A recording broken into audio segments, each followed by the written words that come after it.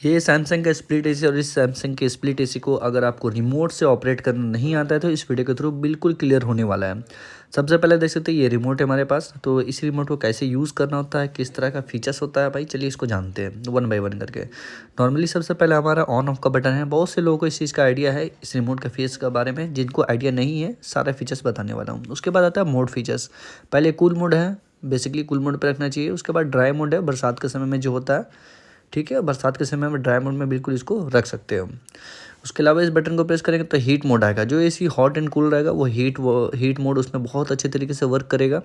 तो heat mode का use आप कर सकते हैं ठंडे के समय में। उसके बाद आता है फ़ैन मोड। फ़ैन मोड का मतलब ये होता है नॉर्मली सिर्फ फ़ैन चलेगा, पंखा चलेगा, कूलिंग आपको पता नहीं चलेगा। कूलिंग के लिए आपको कूल मोड पे सेट करना पड़ता है। उसके बाद आता है ऑटो मोड। ऑटो मोड में बेसिकली आपको रूम के हिसाब से टेम्परेचर एडजस्ट होगा और कूलिंग मिलेगा।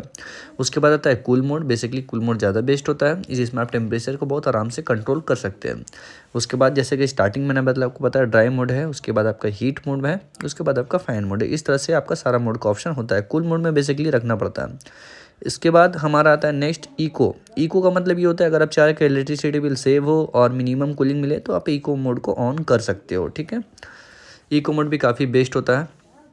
उसके अलावा यहाँ पर इस बटन को प्रेस करने से हमारा स्लीप मोड का भी एक ऑप्शन मिलता है। स्लीप मोड बेसिकली आप इस यूज़ आपको करना चाहिए। स्लीप मोड काफ़ी बढ़िया होता है। यहाँ पर आपको चांद का एक आइकन आपको डिस्प्ले में शो कर जाएगा। इसको आप चांद का आइकन को सेट करके स्लीप मोड में बेसिकली ये होता है कि जैसे टेम्परेचर आपको 25 शो कर रहा है, 1 घंटे में 26 होगा, 2 घंटे में 27 होगा। इस तरह से हर 1 घंटे में एक टेम्परेचर अप होगा। 8 घंटे का प्रोसेस ही रहता है। उसके अलावा नेक्स्ट हमारा स्विंग का एक ऑप्शन है। उसके बाद हमारा फ़ैन का ऑप्शन था, जो कि मैंने आप लोगों को नहीं बताया। फ़ैन जो लिखा हुआ आपका स्पीड को कंट्रोल खुद से कर सकते हो। एलईडी का ऑप्शन एक है। उसके बाद हमारा फास्ट सेल्फ क्लीन का ऑप्शन है। सेल्फ क्लीन का इस बटन को प्रेस करने से बेसिकली ये होगा कि आपका जो एसी है वो ऑटोमेटिक आपको क्लीन करना शुरू कर जाएगा।